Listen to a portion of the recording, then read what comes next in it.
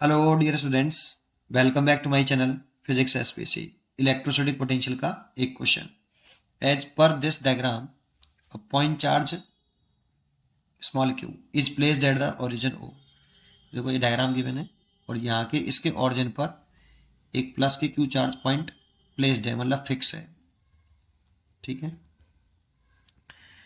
The वर्डन in taking another point charge, वर्डन in taking another point charge minus K Q from point A, जिसके coordinate 0 2 ए, मतलब इस point के coordinate 0 2 ए है, मतलब ये डिस्टेंस जो है ऑरिजिन से ए है और यहाँ पे एक माइनस के क्यू चार्ज है।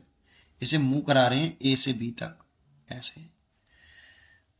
अंडर पॉइंट जिसके कोऑर्डिनेट ए कॉमा 0 है, ए कॉमा 0 मतलब एक्स बराबर ए है, तो ये डिस्टेंस भी ए है। Along the straight line path A B H, चार चॉइस दे रखे हैं। वैसे तो काफ़ी इजी क्वेश्चन है, लेकिन इसमें मैं आपको एक कंसेप्ट बताता हूँ। सोल्यूशन, सबसे पहले फॉर्मूले पे कॉन्सेंट्रेट करिए। देखो जो दो पॉइंट का पोटेंशियल जैसे डिफरेंस, जैसे ए से बी जा रहा है आपका चार्ज पार्टिकल, तो बी फाइनल पॉइंट हो गया और ए इनिशियल, तो फाइनल माइनस इनिशियल कर लीजिए, V V minus V A. ये बी पॉइंट का पोटेंशियल हो गया और ये ए पॉइंट का पोटेंशियल हो गया due to stationary point charge. That means ये पोटेंशियल डिफरेंस हो गया बेटा पूरा, equal to work done by A से बी चल रहे हैं, तो ए इनिशियल पॉइंट है, बी फाइनल पॉइंट है, इसलिए ए से बी तक एक्सटर्नल एजेंट द्वारा किया गया work done, work done by external agent divide by moving charge. यहां पे मूविंग चार्ज आता है जिसे मूव करा रहे हो, और विद साइन आता है बेटा, और ये सोर्स चार्ज की वजह से है। पोटेंशियल सोर्स चार्ज की वजह से होना चाहिए, ड्यू टू ये भी और ये भी। सोर्स चार्ज जैसे यहाँ पे स्मॉल क्यू है, ये मूविंग चार्ज हो गया कैपिटल क्यू। ठीक है। इक्वल टू, अगर इसको वेरी स्लोली मूव करा रहे हो, बहुत दूर है, इस कैपिटल क्यू चार्ज को आप वेरी स्लोली मूव करा रहे हो, इतने धीरे मूव करा रहे हो कि काइनेटिक एनर्जी उसकी कांस्टेंट रहे, दैट मीन्स स्पीड कांस्टेंट रहे। या ऐसे कैसे कर सकते हो कि एक्सेलरेशन 0 रहे। तो उस वाली कंडीशन में जब आपका, अगर आप चार्ज पार्टिकल माइनस को वेरी स्लोली मूव करा रहे हो, तो उसकी स्पीड कांस्टेंट रहेगी, मतलब चेंज इन काइनेटिक एनर्जी 0 रहेगी।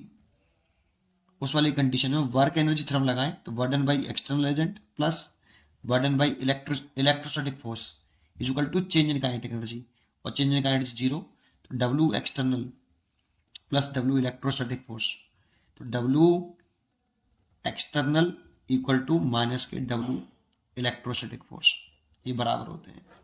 लेकिन ये तब है जब आपका charge particle very slowly move करा रहे हैं, और इतना स्लोली मूव करा रहे हैं कि उसकी स्पीड बढ़ नहीं रही, स्पीड कांस्टेंट है, उसमें एक्सेलरेशन कितना है, 0 है, चेंजिंग काइनेटिक 0 है। तो इस वाली कंडीशन में W external is equal to minus के डब्ल्यू इलेक्ट्रिक फील्ड होता है, तो माइनस के डब्ल्यू ए से B electrostatic force divide by moving charge q naught. ये फॉर्मूला हमें ऐसे याद होना चाहिए बेटा। अब यहाँ पे वर्डन कहा है, ये नहीं बताया नहीं कि एक्सटर्नल एजेंट द्वारा निकालें या फिर इलेक्ट्रिक फील्ड द्वारा निकालें। जब कुछ नहीं कहता तो एक्सटर्नल एजेंट द्वारा निकालते हैं हमेशा। ठीक है, तो एक्सटर्नल एजेंट द्वारा वर्डन निकाल लो, ए से बी तक चार्ज को मूव कराने में कितना वर्डन, यहाँ पे क्यू नॉट मूविंग चार्ज और V B minus V A. अब देखो यहाँ पे जो मूव तो ए से बी तक ही कराना है, लेकिन जो मूविंग चार्ज है वो माइनस क्यू है, और विद साइन लिखते हैं इसको, तो मूविंग चार्ज है माइनस के क्यू, और ए से बी मूव करा रहे हैं, इसलिए V B minus V A. अब यहां से क्वेश्चन शुरू हो रहा है बेटा।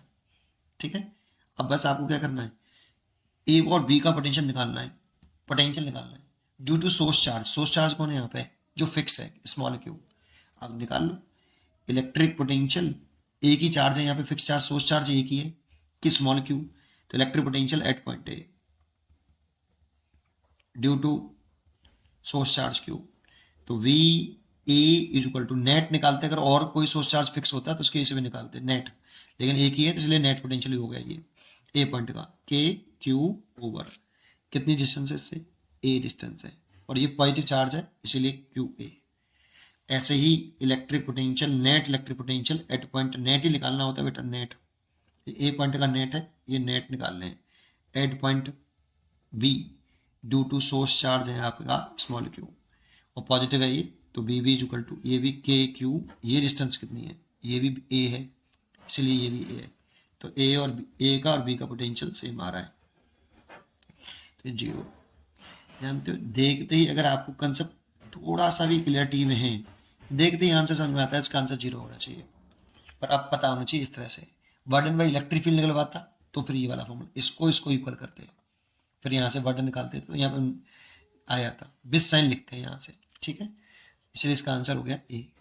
पढ़ते रहिए और खुश रहिए, थैंक यू।